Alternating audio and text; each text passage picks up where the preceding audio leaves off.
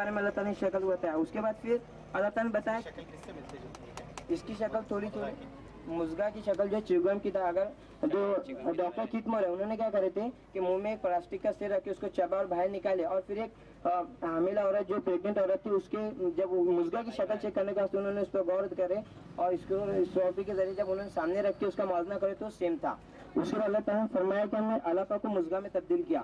عربی یہ مزگا کو ازمن میں تبدیل کیا. اب ازمن کیا ہے؟ یہ ہڈی ہے. اب اللہ تعالیٰ نے اس کے اندر جب ہڈیاں دی بچے کو, یا فویٹس بولیں گے ہم اس انگلش میں, فویٹس کو ہڈی کے دوران ہاتھ پیر بیک بون وغیرہ دماغ آتے ہیں. اس کے بعد جو ازمن ہے ازمن پہ لامن یعنی گوشت چڑھایا, پھر ان ہڈیوں پر گوشت چڑھایا, پھر اسے خلقن آخر یا نشا یعنی اسے ایک آخری مخلوق میں دیکھا. اس سے کیا ثابت ہوتا ہے آپ کے اس ماڈل سے؟ کیا ہمارے اس ماڈل سے ثابت ہوتا ہے کہ آج سے 1400 سال پہلے قرآن میں اللہ تعالیٰ سورہ مومنین مجھے جو اسٹیپ بتا چکا ہے, یعنی قرآن کے مطابق اسٹیپس ہیں. ماڈرن سائنس کی تو بہت ساری اسٹیپس ہیں ایمبریولوجی کے, جیسے first week, second week, fourth week, 5 week, اس طرح سے 20 سے 36 ویکس تک کے ہے. تو اس کے اندر اسٹیپ جو قرآن کے مطابق ہے, جیسے فرسٹ اسٹیپ ہے نطفہ, سیکنڈ علقہ, تھرڈ مزغہ, فورتھ ازامن, لامن اور خلقن آخرہ, یعنی یہ انسان بچہ کمپلیٹ ہو جاتا ہے. اس کے بعد ہمارا ایک اور ایشو ہے, جیسے پہلے بچے کو کان آتے ہیں, بعد میں آنکھ آتی ہے, پھر دماغ وغیرہ آتے ہیں. اس کے بارے میں اللہ تعالیٰ نے اس ضمن میں آیت فرمایا ہے سورہ مومنون سورہ نمبر 23 اور آیت نمبر 78 کہ وَهُوَ الَّذِي أَنشَأَ لَكُمُ السَّمْعَ وَالْأَبْصَارَ وَالْأَفْئِدَةَ قَلِيلًا مَا تَشْكُرُونَ, یعنی وہ اللہ ہی تو ہے جس نے تمہیں سننے دیکھنے کی قوتیں دی اور سوچنے کو دل دی, مگر تم لوگ کم ہی شکر گزار ہوتے ہو. اور ایک آیت ہے کہ وَلَقَدْ خَلَقْنَا الْإِنسَانَ مِن نُطْفَةٍ أَمْشَاجٍ نَبْتَلِيهُ فَجَعَلْنَاهُ سَمِيعًا بَصِيرًا, یعنی اس سے ثابت ہوتا ہے کہ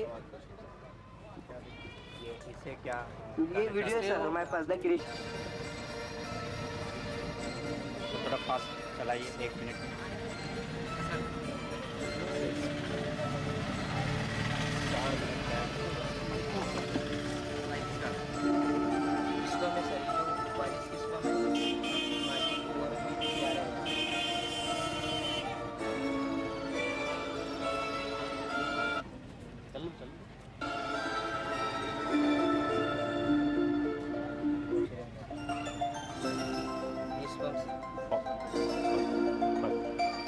سید اقبال ہے.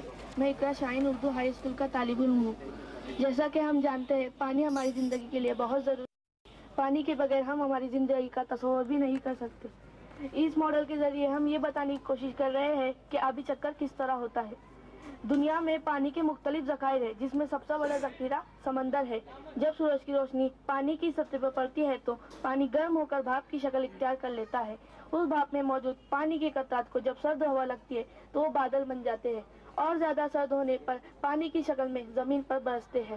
یہ برسا ہوا پانی ندی نالوں کے ذریعے پھر سمندر میں آ کر ملتا ہے. اس برسے ہوئے پانی میں سے کچھ پانی روک لیا جاتا ہے, کچھ کھیتیوں میں استعمال ہوتا ہے اور کچھ پانی زمین میں جذب ہو جاتا ہے. اسی طرح یہ چکر جاری رہتا ہے. اسے آبی چکر یا واٹر سائیکل کہتے ہیں. اسی طرح قرآن میں سورہ زمر کی آیت نمبر 21 میں اللہ تعالیٰ فرماتے ہیں الم تری ان اللہ انزل من السماء ماء فسلكه ينابيع في الارض ثم يخرج به زرعا مختلفا الوانه. کیا تم نہیں دیکھتے کہ اللہ نے آسمان سے پانی برسایا, پھر اس کو سوتوں چشموں اور دریاؤں کی شکل میں زمین کے اندر جاری کیا, پھر اس پانی کے ذریعے سے وہ طرح طرح کی کھیتیاں نکالتا ہے جن کی قسمیں مختلف ہے. اسی طرح قرآن میں اور مختلف جگہوں پر بھی آبی چکر کی وضاحت کی گئی ہے. اسی طرح سورہ مومنین کی آیت نمبر 18 میں اللہ تعالیٰ فرماتے ہیں وَأَنزَلْنَا مِنَ السَّمَاءِ مَاءً بِقَدْرٍ فَاسْكَنَّاهُ فِي الْأَرْضِ وَإِنَّا عَلَى ذَهَابٍ بِهِ لَقَادِرُونَ. اور آسمان سے اللہ نے ٹھیک حساب کے مطابق خاص مقدار میں پانی زمین پر اتارا اور اسے زمین میں ہی ٹھہرا دیا. اللہ اسے جس طرح چاہے غائب کر سکتے ہیں. اس آبی چکر کو ڈسٹرب کون سی چیزیں کر رہی ہیں آج کل؟ اس آبی چکر کو مختلف کیمیکل اور آلودگی. اس سے کیا نقصان ہو رہا ہے؟ کس سے؟ اسی آبی چکر کے ڈسٹرب ہو جانے کی وجہ سے بارش نہیں ہو رہی ہے, کھیتیوں میں اناج نہیں اگ پا رہا ہے, سوکھے ہو رہے ہیں, ندی نالے سوکھے پڑ جا رہے ہیں. میرے اس پروجیکٹ کا نام ہے فضائی توانائی. اس کا تذکرہ آیت نمبر سورہ بقرہ کی آیت نمبر 164 میں بھی ہے. بسم اللہ فضائی توانائی. فضائی توانائی.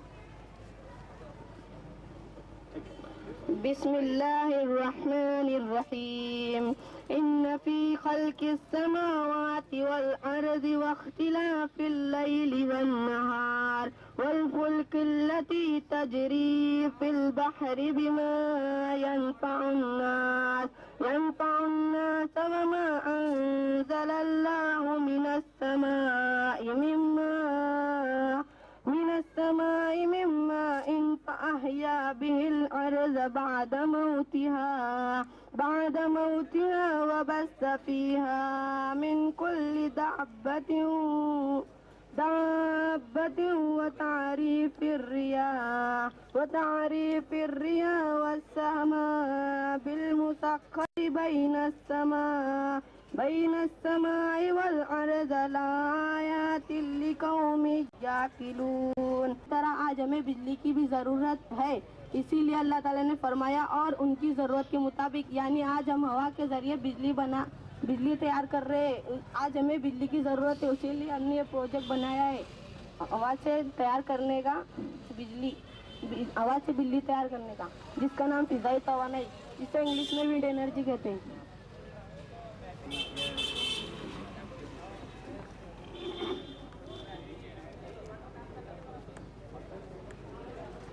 قرآن کا کون سا، تو یہ تو بہت بڑی آیت ہے نا، کئی آیتیں ہیں، تو کس آیت کو آپ نے ایک شیپ دیا ہے، ایک شکل دی ہے؟ تغبتی و تعریف الریائی والسماء بالمسخر بین السماء.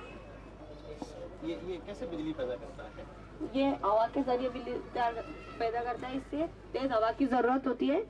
یہ جب یہ 10 گنا گھومتی ہے تو یہ ہوا سے نہیں چلے گا، یہ تو آپ اس کے لیے تیز ہوا ضروری ہے. یہاں پر تیز ہوا یہ 10 گنا گھومتی ہے تو یہ 100 گنا گھومتی ہے سر. یہ ہے نا طریقے سے اس میں اور اس میں ذرا فرق ہو گیا. میگنیٹزم یہ تو ڈائنامو والا ہو گیا، جبکہ آپ ماڈل بتا رہے ہیں کہ ونڈ والا ہے نا. ہاں ونڈ انرجی. ہو گیا یہی بنا دیا ہوتا آپ نے تو زیادہ سمجھ میں آتا. بہت اچھی تھوڑا رک جاتا. میرا نام محمد نعمان خان اور اشفاق علی ہے. ہم انجمن اسلام اردو ہائی اسکول اور جونیئر کالج آف ساکلی سے آئے ہیں. اس اسکول میں ہم زیر تعلیم ہیں، جماعت دوم کے طالب علم ہیں. اور آج جو ہمارا ماڈل ہے وہ قرآن تیل کے متعلق پیشن گوئی کرتا ہے. یہ پارہ نمبر 30 کی 87 سورہ، جس کی 4 اور 5 آیت میں اللہ تعالیٰ نے بتایا ہے بسم اللہ الرحمن الرحیم والذی اخرج المرعى وجعله غثاء احوا کر دیا.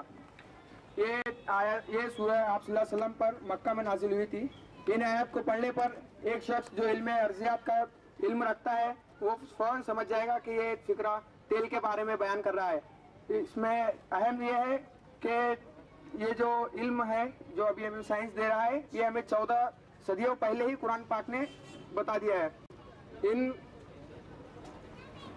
ان آیات کو بار بار پڑھنا چاہیے اور علم ارضیات کا علم جو جتنا ہی کم کیوں نہ ہو اسے ذہن میں لے آئے. جیسے کہ ہر کوئی جانتا ہے کہ زمین پہلے نباتات، دیو، ہیکل اور عظیم اونچے اونچے گھاس کے درخت اور جنگلات پر مشتمل تھی، اور وہ بعد میں عظیم جو جنگلات تھے وہ بعد میں کرۂ ارض کے انسانی مطلب جو زندگی تھی اس کی نشاندہی تھی.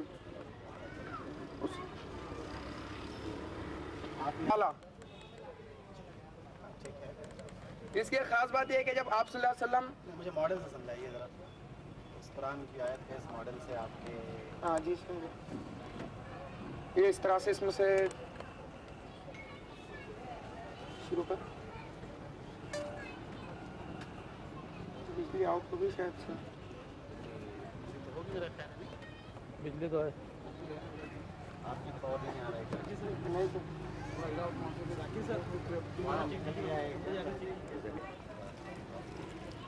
ہمارے مسلم سائنسداں انشاءاللہ آپ کی دعا سے چیزوں کو بھی یہ کیسے ہو رہا ہے، کیا ہوتا ہے؟ یعنی قرآن نے جو کہا اس کو آپ نے بتایا ہے، اب یعنی کیا ہوا ہے انگلش میں پڑھیے وہ کیا ہے translation. Who brought your Lord who brought forth the pasturage, then turned it into a black gusa, flood water. यानी जमीन ने तीन करवटें बदली. उसमें सबसे पहले तो सब पूरे कुर्रा अर्थ पर नबातात थे और नबातात ज़्यादा होने की वजह से ऑक्सीजन की मिकदार बढ़ गई थी और ऑक्सीजन की मिकदार बढ़ने की वजह से कभी भी आग लग जाती थी. तो जिस तरह आग लगी सारे नबातात खत्म हो गए और हवाएं चली, उसकी नबातात की एक तह जमीन पर चढ़ गई. इसकी वजह से मेदनियात वजूद में है. कितने साल लगे होंगे इस तेल को और इस स्याह कूड़े को बनने में?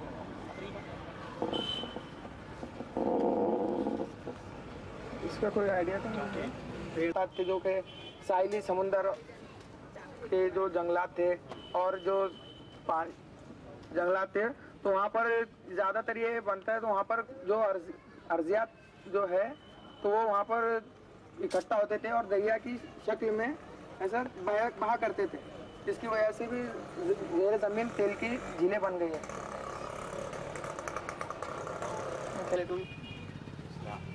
हमारा उन्वान ये है अशिया की तख्लीक उसूल तजवीज़ पर की गई है. इसका तर्जुमा ये होता है कि अल्लाह ताला ने हर शय के जोड़े बनाए. इसमें हमने हवाला लिया है सूरह यासीन आयत नंबर 36. बिस्मिल्लाहिर्रहमानिर्रहीम. सुबहानल्लज़ी खलक़ल अज़वाज कुल्लहा मिम्मा तुनबितुल अर्ज़ व मिन अनफुसिहिम व मिम्मा ला यालमून. इसका उर्दू में तर्जुमा ये होता है कि अल्लाह ताला ने हर शय के जोड़े बनाए, ख्वाह वो ज़मीन की नबातात में से हो या इंसान की अपनी जिन्स में से हो और उन चीज़ों में जिन्हें ये लोग नहीं जानते. और सर इसका इंग्लिश में तर्जुमा ये होता है exalted is he who created all the pairs from what the earth grows and from themselves and from what which they do not know. Quran आयत नंबर 36. जैसे कि हमें इंसान और हैवानात में नजर आता है, जैसे कि हैवानात में नर और मादा होते हैं और इंसानों में मर्द और औरत होते हैं. नबातात में फूल जो होता है वो नबातात की अफजाइश का सबसे अहम जरिया है.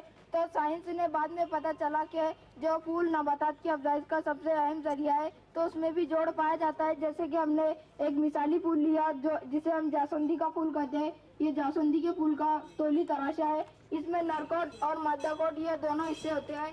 नरकोट में के वो लोग जिन्हें नहीं जानते तो बात जाती है उस चीज की तरफ जो गैर जानदार है, जैसे कि जोहर, मकनातीस, एनीमीटर, सेल. इनमें भी एक तरह के जोड़े पाए जाते हैं. जैसे कि हमने लिया है क्लोरीन का जोहर. इसमें प्रोटॉन और न्यूट्रॉन अपने मरकज में होते हैं. न्यूट्रॉन पर कोई बरकी बार नहीं होता, ये मुतदिल होता है. प्रोटॉन पे मुस्बित बार होता है और इलेक्ट्रॉन पे मंफी बार होता है. प्रोटॉन मुस्बित बार रखता है, इलेक्ट्रॉन मंफी बार रखता है, यानी ये एक दूसरे के जोड़ हो गए. तो अल्लाह ताला ने इंसान और हैवानात में ऐसी जोड़ की ऐसी पेचीदगियां और संजीदगियां रखी है जिन्हें देखकर इंसानी अकल हैरान रह जाती है. और बिलाखिर मानना पड़ता है कि कायनात का वजूद कोई इत्तेफाकी हादसा नहीं बल्कि एक अजीम खालिक मुसव्विर ने इसे पूरे प्लानिंग के साथ बनाया है. और किसी शायर ने क्या खूब कहा है, फुर्सत कहा थी इतनी कि हम खोलते कुरान, फुर्सत कहा थी इतनी कि हम खोलते कुरान, वरना तमाम इल्म तो कुरान ही में था. चाहते हैं अल्लाह ताला ने हर चीज के जोड़े बनाए. ठीक है. और तो ये जो जोड़े बनाने का जो आयत उसमें आप ये भी शामिल किया है ना फोर्सेस का, ये मैग्नेटिक उसमें भी 2 है. नॉर्थ और साउथ. अच्छा. और इलेक्ट्रिक फोर्स में भी है. नेगेटिव और पॉजिटिव. फिर ये ग्रेविटेशनल फोर्स में कहाँ है पॉजिटिव नेगेटिव? एक अर्थ है, एक सूरज है, ये दोनों. जैसे कि आसमान और जमीन है. नहीं उसमें कोई वो एंडी नहीं है ना. तो ग्रेविटेशन में ये फोर्स की बात पकड़ता नहीं. बाद में सोचिए. तो अगर आयत के अंदर ये फोर्सेस को शामिल करना मुनासिब है या नहीं? बाद में. हमने कुरान करीम की रोशनी में एक छोटा सा प्रोजेक्ट तैयार किया है जिसका उन्वान है ज़मीन में कुव्वत का राज. अल्लाह ताला कुरान शरीफ की सूरह यासीन की आयत नंबर 33 में फरमाता है कि बिस्मिल्लाहिर्रहमानिर्रहीम व आयतुल लहुमुल अर्ज़ुल मय्यत व आयतुल लहुमुल أرض ميتة أحييناها وأخرجنا منها حبا فمنه يأكلون. اس کا ترجمہ یوں ہے، ان لوگوں کے لیے بے جان زمین ایک نشانی ہے جسے ہم نے زندگی بخشی اور اس سے غلہ نکالا جسے یہ لوگ کھاتے ہیں. قرآن کریم کی یہ آیت سے ہم یہ بتانا چاہتے ہیں کہ زمین جو اپنے سطح پر بے جان نظر آتی ہے وہ دراصل وہ زندگی کے حامل ہے جسے ہم اللہ تعالیٰ نے زندگی بخشی اور اسے مٹی سے ہم ہی پیدا ہوئے ہیں. زمین کی کئی طرح کی تہیں پائی جاتی ہے جیسے قشرز، وسطی کھول، مغز. زمین میں 80% بیکٹیریا پایا جاتا ہے، زمین جسے زندہ مخلوق کہا کرتے ہیں. قشرز 2 حصوں میں تقسیم کیا گیا، سائمہ اور سیال، جس میں سلیکا، الومینیم اور میگنیشیم پایا جاتا ہے. اور سب سے آخر میں جو مغز ہے اس کو دو اس میں تقسیم کیا گیا ہے، بیرونی مغز اور زمین کا مرکز. اس میں باکسائٹ اور لوہا پایا جاتا ہے. اور اس کے بعد یہ کیا بنایا بیٹے آپ نے اور اسے کیا حصہ ہوتا ہے زمین کا. اس میں اگر ایک بیجان بیج بو دیا جائے تو زمین اس کی اپنی قوت سے اس میں کیلشیم، وٹامن، توانائی سے اسے پودے کی شکل میں باہر وہ کرتی ہے، جس نشو نما سے نشو نما پہنچتی ہے. وہ سے جانور بھی کھاتے ہیں اور ہمیں سبزی کی طرح پہ وہ ہوتی سبزی کی طرح پہ غذا بھی حاصل ہوتی ہے. جیسے کہ بھیڑ بکری اس سے اپنی غذا بناتے ہیں، اسے بھیڑ سے ہمیں کپاس، اون حاصل ہوتا ہے، اس سے ہمارے کپڑے بنتے ہیں. جانور سے ہمیں گوشت حاصل ہوتا ہے جو ہمیں غذا کے اس میں حاصل ہوتا ہے. اور یہ چٹانی قرہ ہے جس سے ہمیں پتھر چٹانی وہ ملتی ہے، جس سے اینٹ، سیمنٹ، لوہا وہ سب ہمارے مکان کے اس میں استعمال ہوتی ہے. یعنی پگھلی ہوئی چٹانی جہاں سے لاوا باہر نکلتا ہے وہ سب اس میں بتایا گیا ہے جو ہماری بنیادی ضرورت ہے انسان کی. اور جیسے کہ زمین میں ایسی شکلی قوت ہے جو کوئی بھی شے کو اپنی طرف وہ کرتی ہے، کھینچتی ہے، جسے شکلی قوت کہتے ہیں. زمین کے پرت، اللہ تعالیٰ نے زمین کے پرت میں الگ الگ طرح مختلف قسم کے رنگ اور خواص عطا کیے ہیں جس سے ہم مختلف فصلیں حاصل کرتے ہیں. اور مختلف قسم کے اس میں ذائقے ڈالے ہیں، جسے گنے سے مٹھاس اور املی سے کھٹاس اور کریلے سے کڑواہٹ وغیرہ ہمیں الگ الگ قسم کے ذائقے مٹی سے حاصل ہوتے ہیں. جیسا کہ اللہ تعالیٰ اس میں فرمایا ہے زمین جو بیجان ایک نشانی ہے تمہارے لیے. اس آیت سے یہ بھی پتہ چلتا ہے کہ آپ سے اللہ تعالیٰ نے ہمیں حضرت آدم علیہ السلام کو مٹی سے پیدا کیا ہے. ہمیں مرنے کے بعد مٹی میں ہی دفن ہونا ہے اور ہم اس کے بعد مٹی میں ہی مل جائیں گے. کسی بھی بیج سے پودا پیدا ہونے کے لیے کیا کنڈیشنز ہیں جو زمین فلفل کرتا ہے، ان کو پورا کرتا ہے؟ جیسے کہ اس میں بیج بو دیا جاتا ہے تو زمین اسے اپنی زمین بیجان ہوتی ہے لیکن اسے نشوونما دیتی ہے، اسے قوت بخشتی ہے، کیلشیم، وٹامن، اپنا نمک. زمین کی جو جڑیں ہوتی ہے، یہ پودے کی جو جڑیں ہوتی ہے اسے وہ کھارا، یہ نمک، وہ وٹامن وہ کرتے ہیں. اگر ہم یہ لیئر نکال دیں اور اس میں ڈالیں بیج کو، یہ چٹانی قرہ ہوتا ہے، اس میں زرخیز کا حصہ زیادہ نہیں ہوتا، اس میں فصلیں اگائی نہیں جاتی. اوپر والے میں کیا چیز ہوتی ہوگی؟ تو زرخیز حصہ ہوتا ہے نا، اس میں ہماری زندگی گزر بسر ہوتی ہے. ناظرین السلام علیکم ورحمۃ اللہ وبرکاتہ. وحدت اسلام کی جانب سے اسلامی قرآن اور ماڈرن سائنس کی نمائش میں ہم آپ کا استقبال کرتے ہیں. ہمارے اس ماڈل میں بتایا گیا ہے کہ سائنس اور قرآن کی روشنی میں قرآن کی روشنی میں سائنس جھوٹا ہے کہ سچا ہے. ہم اس نظریے میں بتاتے ہیں کہ ڈاروین نامی سائنسداں وہ بتاتا ہے کہ انسان بندر کی اولاد ہے، وہ بندر سے پیدا ہوا، لیکن قرآن شریف میں اس کا تو بالکل ذکر نہیں ہے کہ انسان بندر کی اولاد ہے اور بندر سے پیدا ہوا، بلکہ قرآن شریف کی عنایتوں کے ذریعے بتایا جاتا ہے کہ انسان بندر کی نہیں، انسان آدم علیہ السلام اور مائے ہوا سے پیدا ہوا. اور میری ہم جماعت ساتھی ناظمہ پروین سے کہوں گی کہ قرآن شریف کے کچھ آیاتوں کے ترجموں کے ذریعے بتائے کہ اللہ تعالیٰ کیا فرمائے. السلام علیکم ورحمۃ اللہ وبرکاتہ. سورہ نساء آیت نمبر 3 اور 4، پارہ نمبر 4. یا ایھا الناس اتقوا ربکم الذی خلقکم من نفس واحدۃ وخلق منها زوجها وبث منهما رجالا کثیرا ونساء واتقوا اللہ الذی تسألون به والارحام ان اللہ کان علیکم رقیبا. ترجمہ: اے لوگو، اپنے پروردگار سے ڈرو جس نے تم کو ایک جان سے پیدا کیا اور اس جان سے اس کا جوڑا پیدا کیا. ان دونوں سے دنیا میں بہت سے مرد اور عورتیں پھیلائی. اور خدا تعالیٰ سے ڈرو جس کے بارے میں تم مطالبہ کیا کرتے ہو, اور اس کی قرابت سے ڈرو. بالیقین اللہ تعالیٰ تم سب کی اطلاع رکھتے ہیں. سورہ علق پارہ نمبر 30 آیت نمبر 2. خلقنا الانسان من علق, انسان کو ہم نے خون کے لوتھڑے سے پیدا کیا. سورہ 3 آیت نمبر 3 پارہ نمبر 30. لقد خلقنا الانسان فی احسن تقویم, ہم نے انسان کو بہت خوبصورت سانچے میں ڈالا ہے. سورہ طارق پارہ نمبر 30 آیت نمبر 6. فَلْيَنْظُرِ الْإِنسَانُ مِنْ خُلِقَ مِنْ مَاءٍ دَافِقٍ يَخْرُجُ مِنْ بَيْنِ الصُّلْبِ وَالتَّرَائِبِ.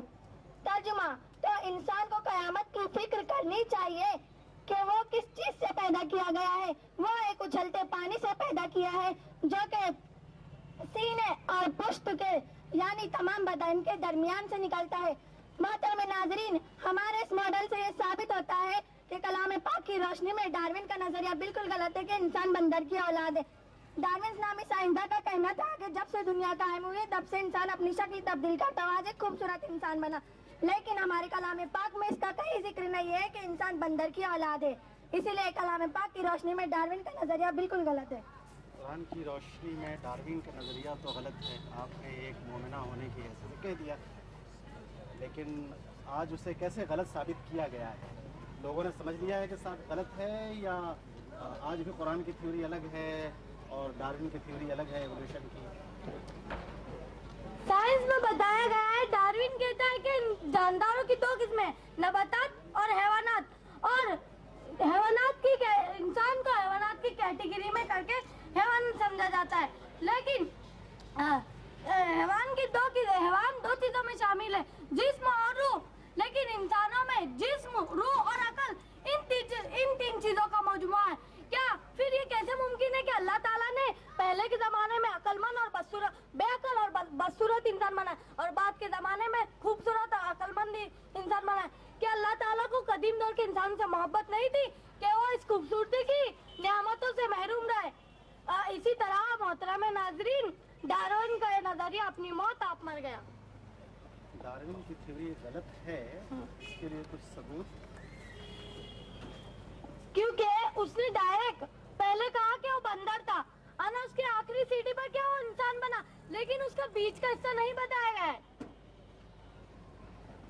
محترم ناظرین, آپ کدھر بھی چاہے افریقہ جائے, چاہے انگلینڈ یا امریکہ, آپ کو کوئی بھی آدمی انسان اور بندر کے بیچ درمیان نظر آیا؟ اور جب ہمارا کلام پاک یہ ثبوت دیتا ہے کہ انسان کس چیز سے پیدا ہوا, تو پھر ہمیں سائنس کی تحقیقات کی کیا ضرورت؟ ڈارون کا تو صرف نظریہ تھا. وہ ڈارون نامی جو سائنسداں تھا, وہ ایک پانی کے جہاز پر سفر کر رہا تھا. وہاں اسے ایک جزیرہ دکھائی دیا جس کا نام کیلیڈوپسٹ تھا. وہ وہاں رکا. اس نے کچھ وہاں پرندے دیکھے جو اپنی چونچ مار رہے تھے اس سوراخ کے اندر جس کی گہرائی وہی سوراخ ہے. اس لیے ڈارون نامی سائنسداں نے یہ تجربہ پیش کیا کہ انسان بندر کی اولاد ہے. وہ خود جانتے تھے کہ اس میں بہت سی غلطیاں ہیں, اسی لیے انہوں نے اپنے دوست تھامس تھامسن کو خط لکھا اور بتایا کہ میرے پاس پورا ثبوت تو نہیں ہے, لیکن ہمیں اسکول میں پڑھایا جاتا تھا کہ فیکٹ تھیوری آف ایولیوشن, اسی لیے میں کہہ رہا ہوں کہ مجھے بتانے میں آسانی ہوگی. ٹھیک ہے, بہت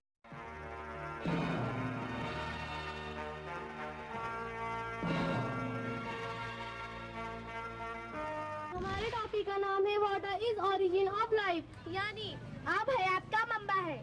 اللہ تعالیٰ نے قرآن میں سورہ انبیاء میں فرمایا, 30ویں آیت میں فرمایا ہے وَجَعَلْنَا مِنَ الْمَاءِ كُلِّ شَيْءٍ حَيٍّ أَفَلَا يُؤْمِنُونَ, اور اس کا ترجمہ ہے کیا کافروں نے نہیں دیکھا کہ آسمان اور زمین دونوں ملے ہوئے تھے تو ہم نے جدا جدا کر دیا, اور تمام جاندار چیزیں ہم نے پانی سے بنائی, پھر یہ لوگ ایمان کیوں نہیں لاتے؟ سورہ نور میں اللہ تعالیٰ نے 45ویں آیت میں فرمایا ہے کہ زمین پر رہنے والے تمام جاندار کو اللہ تعالیٰ نے پانی سے پیدا کیا ہے, اور ان میں کوئی اپنے پیٹ کے بل چلتا ہے, اور ان میں کوئی 2 پیر پہ چلتا ہے, اور ان میں کوئی 4 پیر پہ چلتا ہے, اور اللہ بنائے گا وہ جو چاہے گا. اسی بات کو سائنسداں نے 1953 عیسوی میں غیر نامیاتی ملر اور اورے کے تجربے کے ذریعے غیر نامیاتی مادے سے نامیاتی مادے تیار کیے ہوئے ہیں, اور اس بات کو 4 کروڑ سال پہلے سے یہ چلتا آ رہا ہے, جس میں اللہ تعالیٰ نے سب سے پہلے یہ خلوی جاندار پیدا کیے جیسے امیبا, پیارے موشن, ہائیڈرا, یوگیمنا, اور جو ہائیڈرا ہے وہ نباتی خلیہ اور جو امیبا ہے وہ حیوانی خلیہ. اس کے بارے میں آپ کو یہ بتائیں. یہ جو ہے یہ یک خلوی جاندار ہے. یہ پہلے یک خلوی اللہ تعالیٰ نے انہیں پیدا کیا, پھر ان سے یہ کچھ کثیر خلوی جاندار بنے. یہ یک خلوی میں خلیہ مایا پایا جاتا ہے جو پانی کی شکل میں ہی ہوتا ہے. اور اللہ تعالیٰ نے پیٹ کے بل چلنے والے تمام مچھلیاں جو پانی میں رہتی ہے, اللہ تعالیٰ نے ان کو پیٹ کے بل چلتے ہیں, اللہ تعالیٰ نے ان کو پانی سے پیدا کیا, پھر وہ پانی میں رہتے زمین پہ چلنے لائق بنے, جیسے کہ سانپ, کیچوا, مینڈک وغیرہ. یہ سب یہ پیٹ کے بل چلنے والے اللہ تعالیٰ نے ان کو پانی سے پیدا کیے. اور 2 پیر پہ چلنے والے تمام پرندے, اور آپ تو جانتے ہیں 2 پیر پہ چلنے والے تمام انسان بھی, ان کو بھی اللہ تعالیٰ نے پانی سے پیدا کیا. اور 4 پیر پہ چلنے والے تمام جانور کو اللہ تعالیٰ نے پانی سے پیدا کیا ہے. اس کو کیسے پانی سے پیدا کیا؟ یہ تو چلو سمجھ لیتا ہوں میں کہ پانی کے اندر رہتے ہیں, یہ خلیوی ہیں, ہے نا, تو یہ تقسیم ہو کے بسیار خلیوی بن جاتے ہیں. پہلی بات تو یہ ہے کہ کیا ثابت کرنا چاہتی ہیں کہ یہ ایوالو ہو کے آتے ہیں, ایوولوشن کے ذریعے آئے ہیں, یا یہ خود ایک ذات کے طور پہ یہ پیدا ہوئے ہیں؟ اللہ تعالیٰ نے قرآن میں فرمایا ہے کہ جو اپنے پیٹ کے بل چلتے ہیں, جو سب سے پہلے تو یہ خلوی جاندار کو اللہ تعالیٰ نے پانی سے پیدا کیا ہے. پھر پیٹ کے بل چلنے والے تمام مچھلیاں, ان کو بھی اللہ تعالیٰ نے پانی سے پیدا کیا ہے. پھر قرآن میں بتایا ہے کہ زمین جو پانی میں رہتے تھے وہ زمین پہ چلنے لائق بنے, جو زمین پہ چلنے لائق بنے ہیں وہ چپکلی, میڈک وغیرہ, یہ سب زمین پہ چلنے لائق بنے ہیں, اور یہ پیٹ کے بل چلتے ہیں. یہ پانی سے کیسے پیدا ہوا معلوم ہے؟ یہ پہلے اللہ تعالیٰ نے یک خلوی جاندار پیدا کیے, پھر کثیر خلیہ والے جاندار پیدا کیے, جس کی وجہ سے 2 پیر پہ چلنے والے, 4 پیر پہ چلنے والے اسی طرح سے پیدا ہوئے.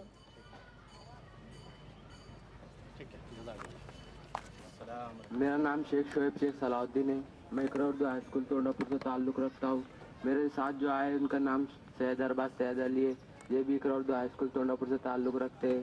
اللہ تعالیٰ قرآن میں سورہ غاشیہ کی آیت نمبر 17 میں فرماتے ہیں کہ بسم اللہ الرحمن الرحیم افلا ینظرون الی الابل کیف خلقت, جس کا ترجمہ یہ ہے کہ اللہ تعالیٰ قرآن میں فرماتے ہیں کہ کیا تم غور فکر نہیں کرتے کہ ہم نے اس اونٹ کو کتنا عجیب و غریب بنایا ہے. چلو آج ہم اس پر غور کر کے دیکھتے ہیں.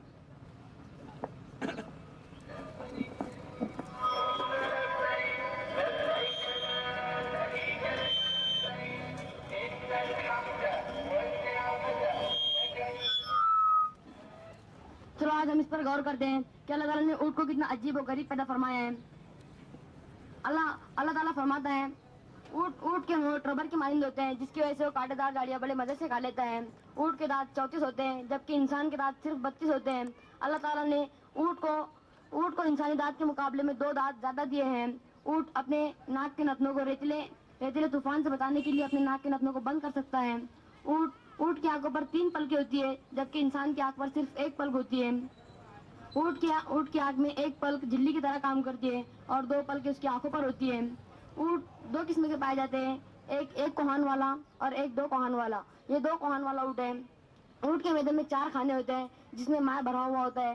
قدیم زمانے کے لوگ سمجھتے تھے کہ اونٹ یہ پانی دھیرے دھیرے 1 مہینے تک پیتا ہوگا, لیکن جدید تحقیق کے بعد معلوم ہوا کہ اونٹ کے میدے میں جو 4 کھانے ہوتے ہیں اور ان میں مائع بھرا ہوا ہوتا ہے تو یہ غیر ہضم غذا کو ہضم کرنے میں مدد دیتا ہے. اونٹ غیر ہضم غذا کو بھی کھا سکتا ہے, جیسے پلاسٹک, کپ وغیرہ. اونٹ اپنے پانی پینے کے 10 منٹ میں 35 گیلن پانی پیتا ہے, یعنی 130 لیٹر پانی پیتا ہے. اونٹ اپنے پانی پینے کے 10 منٹ میں 1 مہینے کی پیاس بجھا سکتا ہے. اونٹ بغیر کھائے پیے 4 سے 8 دن زندہ رہ سکتا ہے. اونٹ کی چمڑی اتنی سخت ہوتی ہے کہ وہ سورج سے آنے والی شعاع کو منعکس کر دیتی ہے. اونٹ کے پیر کا رقبہ چوڑا ہوتا ہے, جس کی وجہ سے اسے ریت پر چلنے میں آسانی ہوتی ہے. اونٹ کے پیر لچکدار اور گدے نما ہوتے ہیں, جس کی وجہ سے وہ ہر زمین پر چلنے کے قابل ہوتا ہے. اونٹ کے میں اور تو آپ بتائیے کہ اونٹ اپنے آپ صحرائی جہاز بن گیا, یا اونٹ اپنے آپ اپنی ناک اور اپنی آنکھ کو ریتیلے طوفان سے مقابلہ کرانے کے لیے قابل ہو گیا؟ کیا اونٹ نے اپنے آپ اپنے خون کے ذرات بیضوی شکل کے دیے ہیں؟ کیا یہ سب خالق کی نشانی نہیں ظاہر کرتی؟ بے شک ظاہر کرتی ہے. ہمیں ہر چیز پر غور و فکر کرنا چاہیے کہ اللہ تعالیٰ نے ہر چیز کو کتنا عجیب و غریب پیدا فرمایا ہے. آئی ایم مظہر الدین شیخ جلال الدین. یہ جو میرے ساتھ ہے نور محمد ہے, student of 9th standard. My school name JMC Urdu high school number 2. ہمارے स्कूल नंबर 2 महानगर पालिका। हमारे प्रोजेक्ट का उन्वान है इंसानी दिमाग और सूर्य अलग की आयत नंबर 14 और 15 के दरमियान ताल्लुक।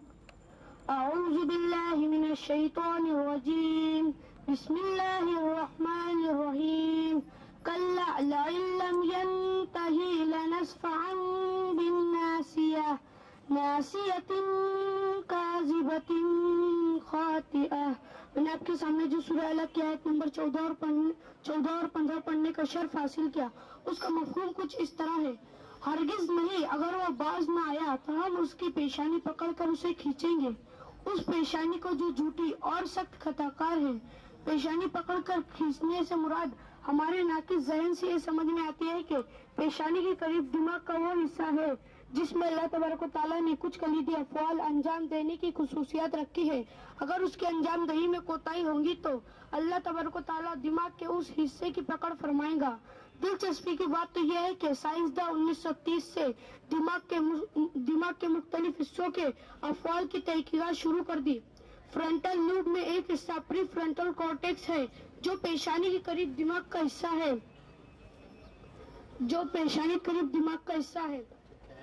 क्या रोल है उसका बेटे और इसका कुरान की इस आयत से उसके अफ़आल अच्छे बुरे बर्ताव। उसमें कौन सा बेटा? प्री फ्रंटल कॉर्टेक्स ये आगे कुरान ने ये कहा कि नासिया है, राइट? हाँ। ये नासिया है, ठीक है। हाँ, आगे बताइए, नासिया है तो क्या हुआ? साइंसदानों के मुताबिक दिमाग का कुरान में क्या कहा गया नासिया के बारे में? नासिया खटाकार है और झूठा है। ठीक है, उस कुरान ने कहा। आज क्या चीज साबित होती है इसमें? कुरान साइंस में, आजकल के साइंस ने इस कुरान के इस आयत को सही साबित किया या गलत साबित किया? साइंसदानों की तहकीकात के मुताबिक और माहिर नफ्सियात की तहकीकात के मुताबिक दिमाग का हिस्सा सच और झूठ में फर्क की तमीज कर रखता है। अगर ये जानबूझ कर झूठ का रास्ते अख्तियार करता है तो इसको खताकार कहना दुरुस्त है, इसे झूठा कहना दुरुस्त है। अगर कुरान करीम में खता के लिए खाती और मक्ती दो लफ्जों का इस्तेमाल किया गया है।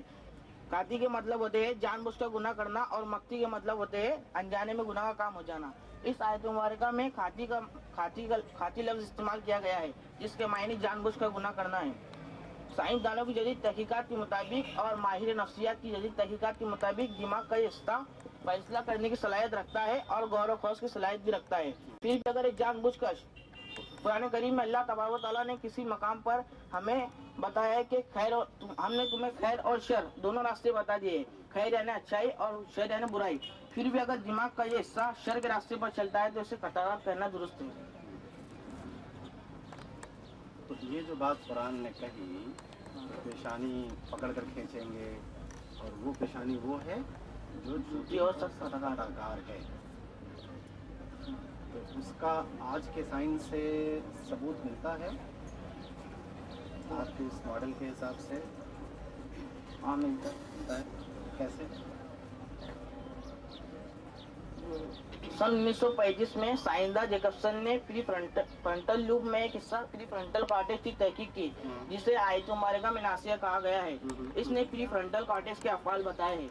नंबर 1 अच्छे बुरे बर्ताव, नंबर 2 झूठ और सच की तमीज। झूठ और सच की तमीज, ठीक है ना? हाँ। इस आयत में क्या बात कही गई? झूठ और सच की तमीज कहा। इस आयत में झूठ और नासिया को खताकार और झूठा कहा गया है। कहा गया पेशानी के पास है, पेशानी के पास है, इसलिए पेशानी को झूठी कहा गया। 200 साल पहले कैसे पता चला कि दिमाग का ये हिस्सा है, कि ये हिस्सा है, कि ये हिस्सा है, कि पीछे का हिस्सा है? पुराने प्री फ्रंटल कॉर्टेक्स को झूठा और खताकार कहा गया है। कुरान करीम में अल्लाह तबारक व तआला ने 1400 साल कबल ही से बयान किया था, लेकिन साइंसदान भी कुछ 70-80 सालों में इसकी तहकीकात की। Zaid Patel and we are coming from MIT English Medium School. हमारा ये मॉडल आयत नंबर 33 के ऊपर सूरह रहमान के ऊपर बना है। या माशरल जिन्न वल इंसी इन इस्ततामु अन तनमिन अक्तारिस समावाति वल अर्दि फनफुज़ू ला तनफुज़ूना इल्ला बि सुल्तान। इसका मतलब ये है कि ए अल्लाह, और अल्लाह ने फरमाया कि ए जिन और इंसान, अगर तुमसे हो सके कि आसमानों और ज़मीन के किनारों से निकल जाओ तो तुम जहाँ निकल कर जाओगे उसी की सल्तनत है। हमारा इस मॉडल का मतलब ये है कि जो बड़े बड़े एस्ट्रोनॉट्स है वो दुनिया के बाहर निकल कर गए और उन्होंने रिसर्च किया है, मगर 1400 साल पहले अल्लाह ताला ने ये बात कुरान में कही दी थी। 1400 साल पहले अल्लाह ताला ने कुरान शरीफ में ये बात कही थी कि तुम दुनिया की सरहदों को पार कर सकते हो। अल्लाह ताला ने हमें इजाज़त दी थी, और अगर अल्लाह ताला हमें इजाज़त नहीं देते कि तुम दुनिया के बाहर जाओ तो शायद ये जो बड़े बड़े एस्ट्रोनॉट्स हैं, Neil Armstrong, Sunita William, Rakesh Sharma, Kalpana Chawla, तो ये लोग बाहर नहीं जा पाते।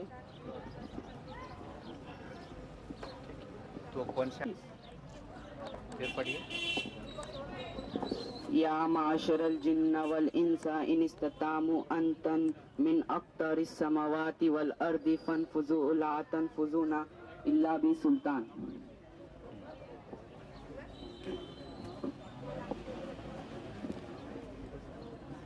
इससे तो कुछ डाउटफुल लग रहा है, अगर आप इसे जोड़ते हैं स्पेस में जाने का। If you have power to pass beyond the zones of the heavens and the earth, then pass. एक चैलेंज है, इजाज़त की बात इसमें नहीं है क्या? अल्लाह ताला ने हमें अपनी कुदरत को पहचानने के लिए कहा है। तो ये आर्मस्ट्रॉन्ग साहब कौन थे? ये नील आर्मस्ट्रॉन्ग है जो चांद पर सबसे पहली बार गए थे। राकेश शर्मा? राकेश शर्मा हिंदुस्तान के सबसे पहले एस्ट्रोनॉट है जो स्पेस में गए थे। और ये राधा कृष्णन कहाँ गए? ये राधा कृष्ण जी है, जो है वो अपने मंगलयान, जो अभी इस नवंबर में मंगलयान PSLV C-25 जो ने उनके, उसमें उनका बड़ा योगदान है। आपको ऐसा लगता है बेटा कि ये आयतें उन पे लागू होती हैं या इसके खिलाफ जाती हैं? हम ये बताना चाहते हैं कि अल्लाह ताला का हुक्म अगर न होता तो शायद ये जो बड़े बड़े एस्ट्रोनॉम है वो दुनिया की हद को पार कर पाते। You will never be able to pass them except with authority from Allah.